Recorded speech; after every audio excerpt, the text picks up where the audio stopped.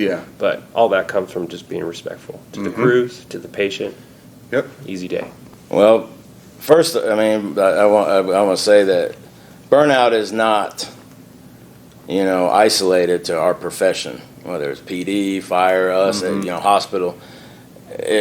But I will just say I'll just repeat the advice I was given. I was an EMT and I came in at 4 a.m. on my shift, and I was working with Josh Tyler, and I had no idea who he was. And I'm like, oh, this guy looks pissed off. Like, today's gonna be long. Like, who is this guy? We clear base, and he's like, so, tell me a little about yourself. And I said, well, I'm a paramedic student from here, He goes, well, I just want to tell you. He goes, you're gonna burn out.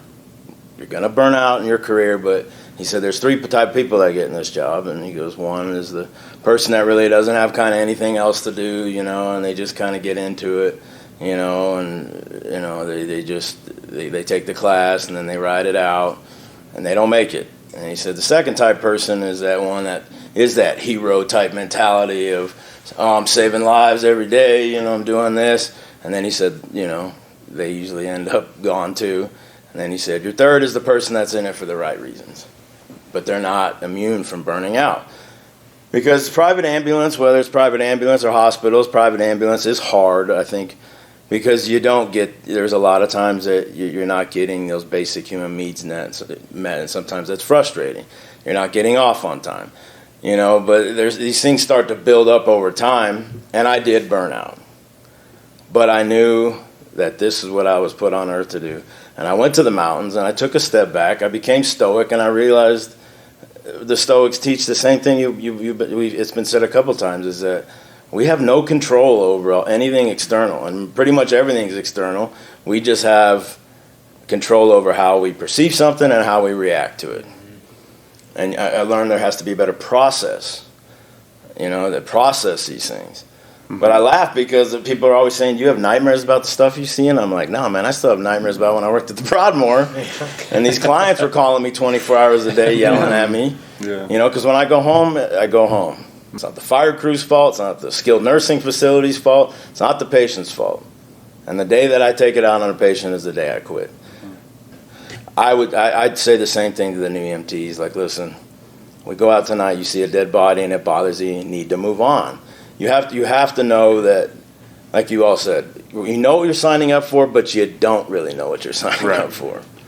Same with soldiers, But that is the thing about soldiers, and I'll leave it with that, is that you always got to know that when you sign up, you're doing it for the good times and the bad times. Yeah.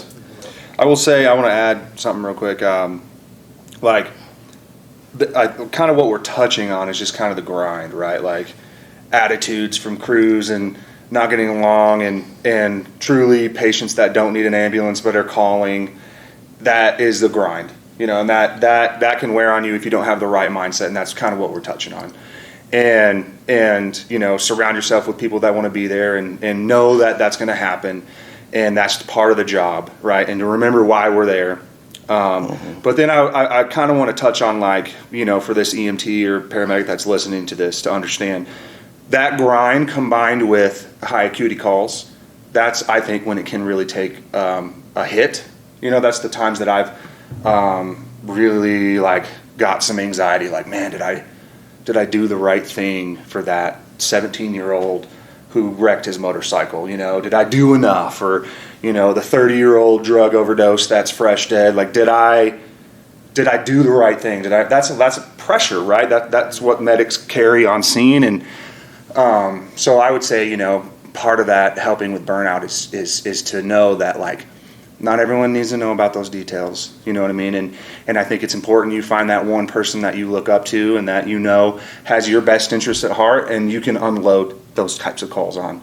And they can help you and remind you of who you are and what you are, and help you through that, because I would say that is a big thing that I've seen is the grind, and then you have a couple calls and you're getting questioned, and all of a sudden you're just throwing in the towel and just sick of it. You know what I mean? I agree with that. Or I've seen it where people, want to tell the details to, we all like to Monday night quarterback it or whatever, we weren't there. Well, I would have done this, I would have done that. And then it can spin you out in your head and really mess with you. So to have that one person you trust who knows you and you can go talk to for those high acuity kind of tough situations and help bring you through that is key.